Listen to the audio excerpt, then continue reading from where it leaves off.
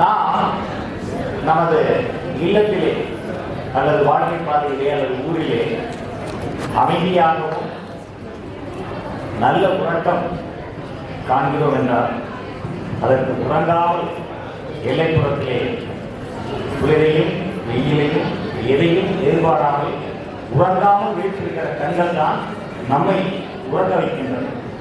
அது அந்த நெஞ்சத்தில் ஈரா நமக்கு எப்போ இருந்துகிட்டே இருக்கும். அத்தகைய ஒரு 4 பேர் தரைப்படையில் இந்திய பாதுகாப்பில் தரைப்படையில் இருந்த ஒரு 4 வந்து உங்கள் அணியில் தேர்ந்தெடுப்பது நமக்கெல்லாம் ஒரு பெருமை. அந்த வகையில் அவர்கள் ஏற்கனவே பணி சேர்ந்த அன்றைக்கு உங்களோட இருந்தாலும் சொன்னாங்க. இருந்தாலும் கூட இன்னும் அவர்களை நாம் பாராட்டி கௌரவிக்க வேண்டும் என்பதற்காக அவர்கள் 4 பேரும் ஒவ்வொருத்தராக மேடைக்கு வந்து அவர்களுடைய ஒன்று அனுபவங்கள் இல்லை ஏதாவது ஒன்றை ஒரு 2 அல்லது 3 நிமிடங்களில் அவர்களுடைய பர்ஃபார்மன்ஸ் மேலே காட்ட போகிறாங்க. முதலில் வருகிறார் சசிகுமார். அவர்களுக்கு தீர்மானம் அவர்கள் வந்து பாதுகாப்பில் இருக்கும்போது ஏற்பட்ட ஒரு அனுபவங்களை ஒரு அனைத்து ஷேர் பண்ணலாம். அவர்கள் பயணிகளுடைய அனுபவத்தை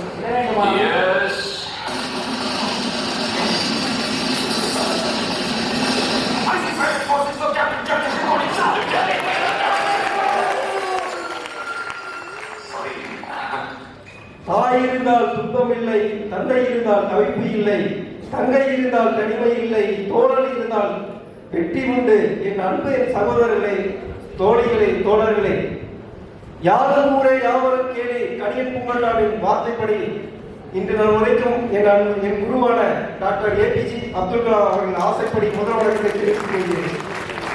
இந்த கணிகத்துறை என்பது நம்ம சகோதரிகளுக்கு ஒற்றுமையாக ஒரு ஊக்குவிக்கும் ஒரு துறை.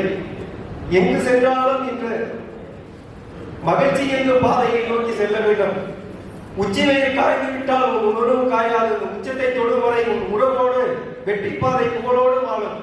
என் இணைய சகோதர சகோதரிகளே, எனக்கு பேச வாய்ப்பளித்த அனைவருக்கும் நன்றி கூறி விடைபெறுகிறேன்.